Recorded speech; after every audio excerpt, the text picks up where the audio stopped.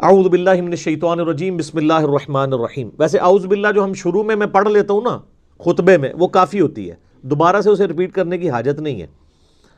وَآمِنُوا بِمَا أَنزَلْتُ مُصَدِّقًا لِمَا مَعَكُمْ، اور ایمان لاؤ اس کتاب پر جو تصدیق کرنے والی ہے ان کتابوں کی جو تمہارے پاس ہیں۔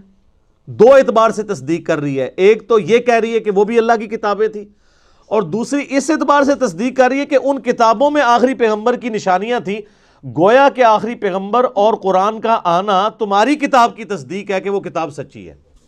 دونوں اعتبار سے یہ تصدیق کرنے والی ہے۔ وَلَا تَكُونُوا أَوَّلَ كَافِرٍ بِهِ، اس سب سے پہلے تم تو کافر نہ بنو اس کتاب کے اور اس پیغمبر کے صلی اللہ علیہ وآلہ وسلم۔ وَلَا تَشْتَرُوا بِآيَاتِي ثَمَنًا قَلِيلًا، اور ہماری آیات کو چند ٹکوں کے عوض تو نہ بیچو۔ وَإِيَّايَ فَاتَّقُونَ، اور صرف مجھے سے ڈرو۔ خوف خدا کے بغیر کوئی چک ہی نہیں ہے، اس کے بغیر آپ کا قبلہ درست ہی نہیں رہ سکتا۔ وَلَا تَلْبِسُوا الْحَقَّ بِالْبَاطِلِ، اور حق کو باطل کے ساتھ مکس مت کرو۔ وَتَكْتُمُوا الْحَقَّ، اور حق کو چھپاؤ بھی مت۔ وَأَنْتُمْ تَعْلَمُونَ، جبکہ تم جانتے تو ہو کہ یہ وہی پیغمبر ہیں جن کی نشانیاں تورات میں موجود تھیں۔ ظاہر عوام کو تو اس چیز کا آئیڈیا نہیں تھا، یہ اللہ تعالیٰ علماء سے کہہ رہا ہے کہ تم تو پہلے کافر نہ بنو، تم تو حق اور باطل کو مکس نہ کرو جبکہ تم تو جانتے ہو۔ وَأَقِيمُوا الصَّلَاةَ وَآتُوا الزَّكَاةَ وَارْكَعُوا مَعَ الرَّاكِعِينَ، اور نماز کو قائم کرو، زکوٰۃ ادا کرو، اور رکوع کرنے والوں کے ساتھ رکوع کرو، یعنی جماعت کے ساتھ نماز کا اہتمام کرو۔ نماز ظاہر ہے یہودیوں عیسائیوں کے اندر بھی رائج تھی، آج بھی وہ پڑھتے ہیں۔ کئی ایک ارکان تو ہمارے کامن ہیں، آپ یوٹیوب پہ جا کے ان کی نماز کا طریقہ بھی لکھیں تو آپ کو آئیڈیا ہو جائے گا۔ قیام بھی ہے اس میں، یعنی تفسیر میں ایسی روایتیں بھی ملتی ہیں کہ یہودیوں نے رکوع کو سکپ کر دیا ہوا تھا، اس لیے اللہ تعالیٰ نے زور رکوع کے اوپر دیا کہ رکوع کرنے والوں کے ساتھ رکوع کرو، اور دوسرا قول یہ بھی ہے کہ جماعت کے ساتھ نماز کا اہتمام کرنے کا حکم آیا۔ اب دیکھیں دنیا کے عوض دین کو بیچنے کی باری آ رہی ہے تو علماء یہود آگے آگے ہیں۔ آج بھی آپ علماء کا کردار دیکھ سکتے ہیں، یہی ہے۔ اب اس سے بچنے کے لیے اللہ تعالیٰ نے کیا کہا ہے کہ اگر تم نے حق اور باطل کو مکس کرنے سے بچنا ہے، دنیا کا کتا نہیں بننا، آخرت کا طلبگار ہونا ہے، تو اس کے لیے تمہیں تھم رول بتا دیتے ہیں کہ وَأَقِيمُوا الصَّلَاةَ وَآتُوا الزَّكَاةَ وَارْكَعُوا مَعَ الرَّاكِعِينَ، نماز قائم رکھو، اللہ کی راہ میں جیب ڈھیلی کرتے رہو، اور مسلمانوں کی جماعت کے ساتھ رہو۔ یہ تین کام ہے جس کی وجہ سے تم ان ساری بیماریوں سے بچ سکتے ہو۔ چونکہ جب انسان نماز پڑھتا ہے تو نماز خالی پڑھنی تو نہیں ہوتی، نماز تلاوت تو نہیں کرنی ہوتی، نماز کو قائم کرنا ہے، یعنی پوسچرز کے ذریعے بھی، اور نماز پڑھنے کے بعد جب باہر نکلنا ہے تو جس خدا کے ساتھ عہد کیا ہے نماز کے اندر، اس عہد کی پاسداری نماز سے باہر بھی کرنی ہے، اپنے دنیاوی معاملات کے اندر بھی، حقوق اللہ کے معاملات میں بھی، حقوق العباد کے معاملات میں بھی، اخلاقیات کے اندر بھی۔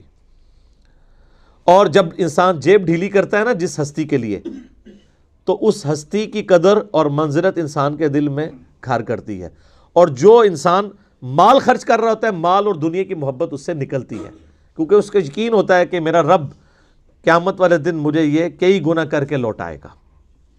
اور مسلمانوں کی جمعیت کے ساتھ رہنے کا فائدہ یہ ہوتا ہے کہ وَتَوَاصَوْا بِالْحَقِّ اور وَتَوَاصَوْا بِالصَّبْرِ ہوتا ہے۔ اسلام میں جماعتی زندگی کی بڑی اہمیت ہے، اسی لیے تو دیکھیں نا بخاری مسلم دونوں میں حدیث ہے کہ نبی علیہ السلام نے فرمایا کہ اگر ایک خلیفہ کے اوپر متفق ہو جائے امت، تو جو لوگ اس کی مخالفت میں کھڑے ہوں اور کوئی اور شخص اپنی بیعت لینے کی کوشش کرے، اسے قتل کر دو۔ کیوں؟ وہ مسلمانوں کی جماعتی زندگی کو توڑ رہے ہیں۔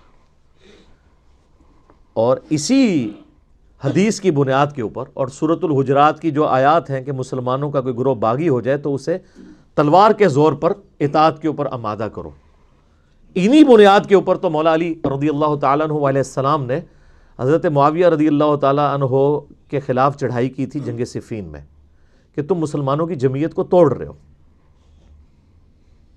کئی لوگ سمجھانے والے تھے، لیکن مولا علی چونکہ قرآن کا فہم جانتے تھے، احادیث کو ان سے زیادہ جاننے والا کوئی نہیں تھا، ان کو اس بات کا پتہ تھا کہ اس کا رزلٹ کیا نکلے گا۔ اور دیکھ لیں آج تک امت بھگت رہی ہے نا رزلٹ، اس وقت اگر امت نے مولا علی کا ساتھ دیا ہوتا تو ہم یہ جو 1300-1400 سال سے رونا رو رہے ہیں اسلامی حکومت کا، تو حکومت بچ گئی ہوتی۔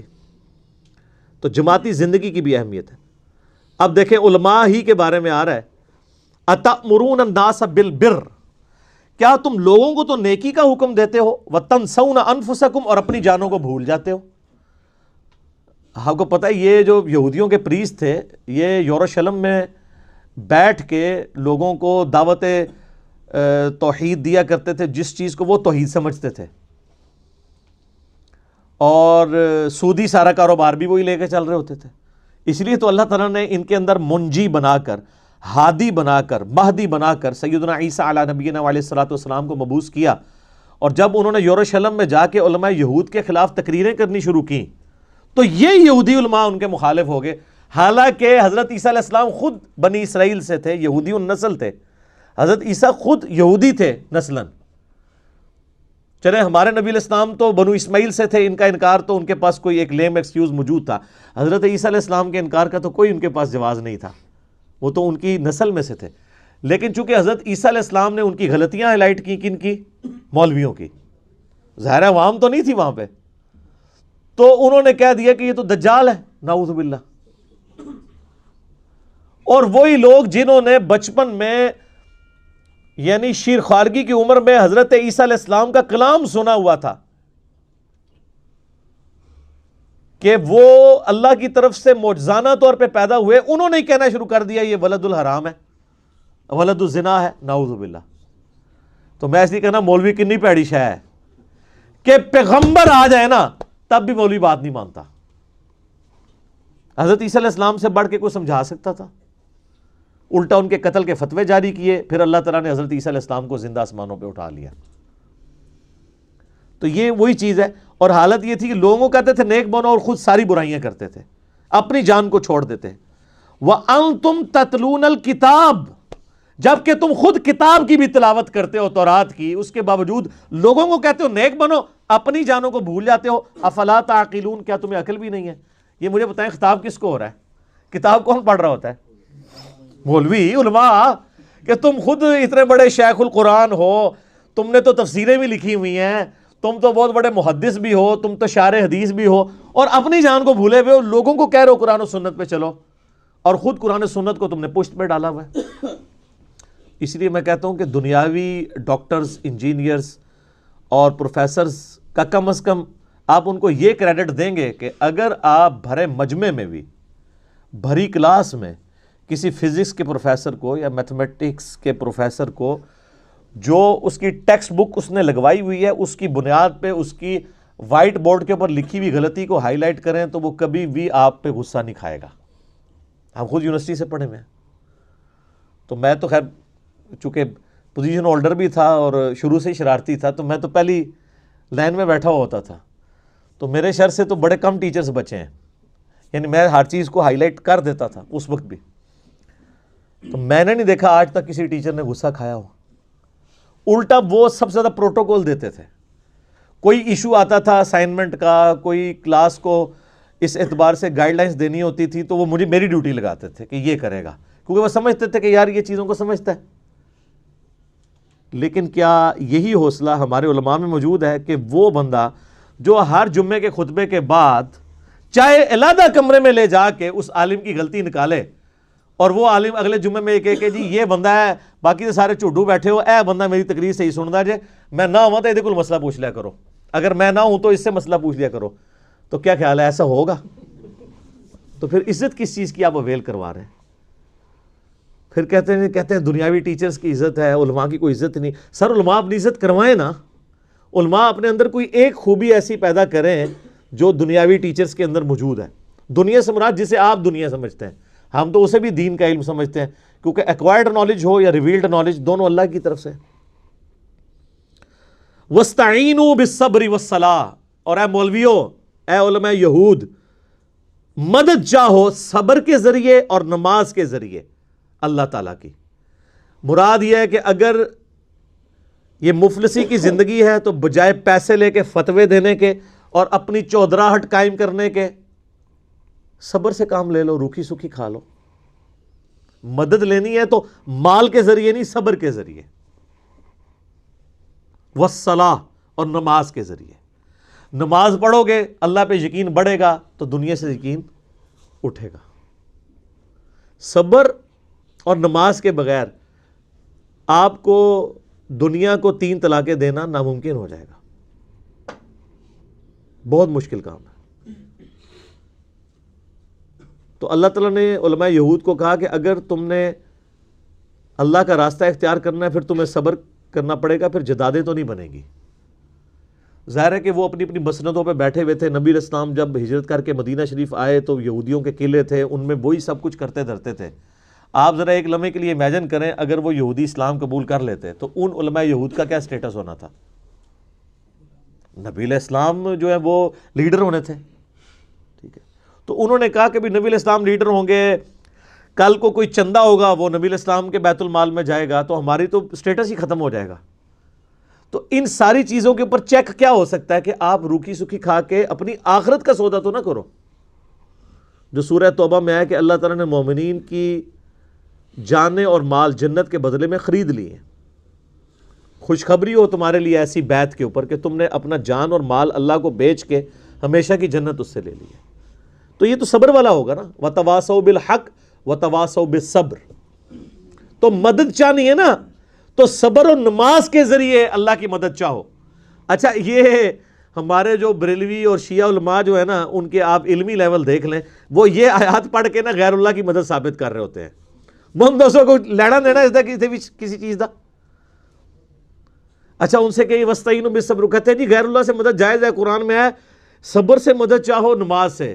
تو میں نے تو آج تک کسی شیعہ کی مسجد میں یا بریلویوں کی مسجد میں المدد یا نماز، المدد یا صبر تو نہیں دیکھا۔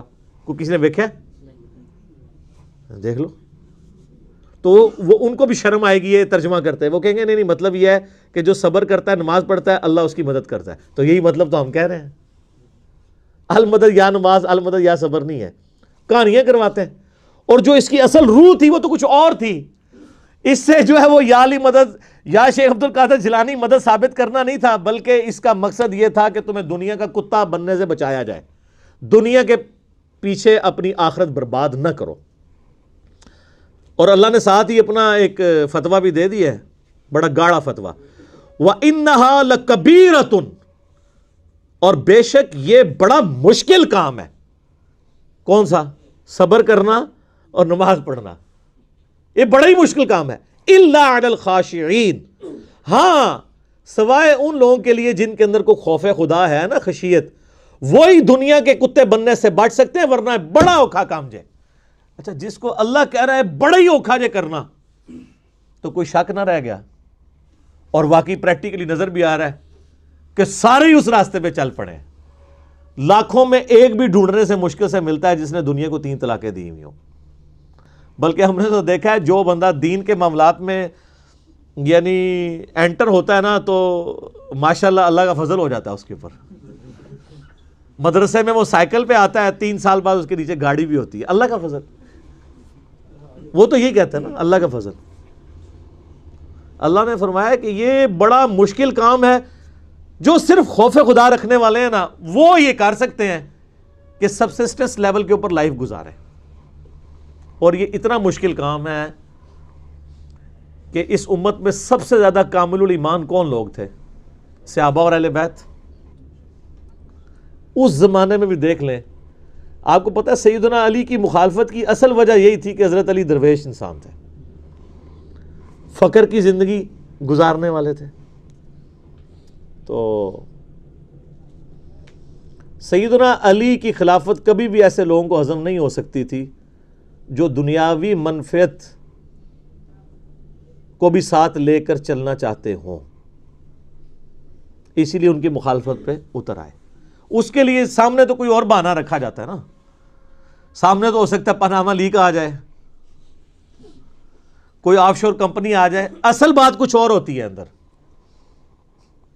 سامنے جو ایجنڈا ہوتا ہے وہ ایسا ہوتا ہے جسے پبلک کو سیٹل کیا جائے۔ یہ میں ایک دنیاوی طور پہ ایک مثال دے رہا ہوں، میری کسی کے ساتھ کوئی ہمدردی نہیں ہے، میں کہتا ہوں آف شور کمپنی جس کی بھی نکلی ہے نا، وہ گورنمنٹ میں بھی لوگ بیٹھے ہوئے ہیں، نیب نے ان کے کیس بھی خارج کر دیے ہیں، آپ کے سامنے ہی ہے۔ ایک ہمارے پرائم منسٹر صاحب کے بڑے قریبی دوست ہیں، نیب نے 1 سال کے بعد کہا نہیں جی شواہد نہیں ملے، انہی شواہد کی بنیاد پہ ایک پرائم منسٹر فارغ کیا ہوا تھا. تو اس کا مطلب ہے پرائم منسٹر کو فارغ کرنا اصل مقصد تھا، اس کے لیے سامنے کوئی اور چیز لائی جاتی ہے. یہاں پہ بھی سامنے کچھ اور لایا جاتا ہے.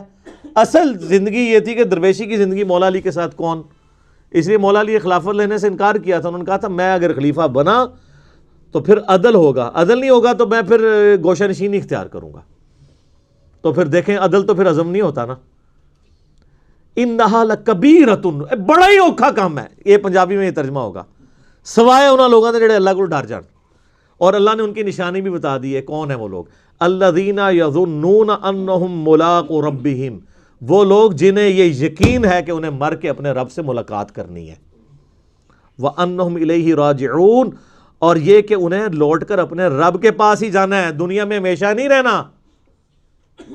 ایک تو دنیا کی زندگی عارضی، دوسرا اپنے رب سے ملاقات کرنی ہے. اللہ تعالیٰ تو پھر اکاؤنٹیبل ٹھہرا لے گا کہ ہاں جی جواب دے. جس کے اندر یہ موجود ہے نا خوبی، وہی صبر کرے گا دنیا میں روکھی سوکھی کے اوپر، اور کوئی نہیں صبر کرے گا. تو آپ دیکھ لیں پھر لوگوں کو صبر تو کوئی نصیب نہیں ہے. آپ اسلام آباد میں آ جائیں، آپ مساجد کے سارے مکتب فکر کی مسجدیں، بلکہ میں کہتا ہوں مسلمانوں کو چھوڑ دیں، جو گرجے بنے ہوئے اسلام آباد میں ان کے پادریوں کے بھی اگر آپ کچے چٹے ان لوگوں سے پوچھیں گے یہ لوگ کون تھے تو وہ آپ کو بتائیں گے تو ان کے تو پلے کوئی شے نہیں تھی. ادھر آئے، شفٹ ہوئے، چندہ بک ہتھیائی، اور اس کے بعد اب ان کے وہاں پہ ان کی گاڑی ڈرائیور رکھے ہوئے ہیں. آپ اسلام آباد میں آپ کو سینکڑوں مسجدیں ملیں گی جن کے امام مساجد کی تنخواہیں تو آپ کو 15,000 یا 20,000 ہوں گی حد، اور خطیب کی 25,000، اس سے زیادہ نہیں. لیکن اس نے ہونڈا سیوک بھی رکھی ہوگی، ڈرائیور بھی رکھا ہوگا.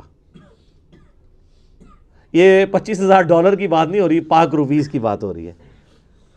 10,000 15,000 20,000 میں کوئی گاڑی ڈرائیور رکھ سکتا ہے؟ تو اللہ کا فضل ہے. یہ وہی فضل ہے جو ہمارے پولیٹیشنز کے اوپر بھی ہے. ہمارے فلمی ایکٹرز کی بھی جب نئی فلم آتی ہے کہتے ہیں ماشاءاللہ آ گئی ہے، انشاءاللہ کامیاب ہو جائے گی. الحمدللہ پچھلی بھی کامیاب ہوئی تھی. وہی ہے، یہ تو اگے جا کے پتہ لگنا ہے کہ دی مٹی پلید ہوندی ہے تو کون اللہ کے حضور ایکسیپٹیبل ہوتا ہے.